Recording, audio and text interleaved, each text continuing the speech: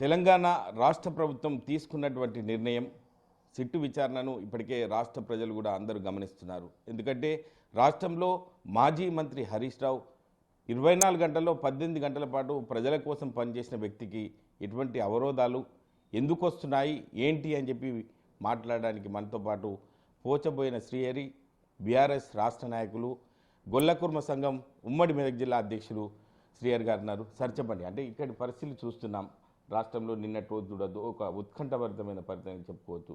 7 గంటల పాటు మాజీ మంత్రి హరీష్ రావును విచారణ చేపట్టారు.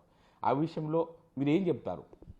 గుడ్ మార్నింగ్ మహేష్ భాయ్. ఫస్ట్ ఒకటి, ప్రభుత్వానికి ఎవరైనా సరే వాళ్ళు చేసే కార్యక్రమాలను కనుక వేగవంతంగా చేసుకుని పోయే వాళ్ళకేమో వాళ్ళ పనులకు ఆటంకం కలిగించే ఆటంకాలను ఎట్లా తొలగించుకోవాలని ఆలోచిస్తారు. కానీ ఏం పని చేయలేని వాళ్ళు ప్రజల నుంచి తీవ్రమైనటువంటి వ్యతిరేకత వస్తున్న వాళ్ళు ఏం చేస్తారంటే తమ మీద ప్రజల దృష్టి ఉండకుండా ఆ దృష్టిని మరల్చడం కోసం, దీన్ని ఇంగ్లీష్లో అటెన్షన్ డైవర్షన్ అంటారు. ప్రజలందరూ అటెన్షన్ అయి ఉన్నారు.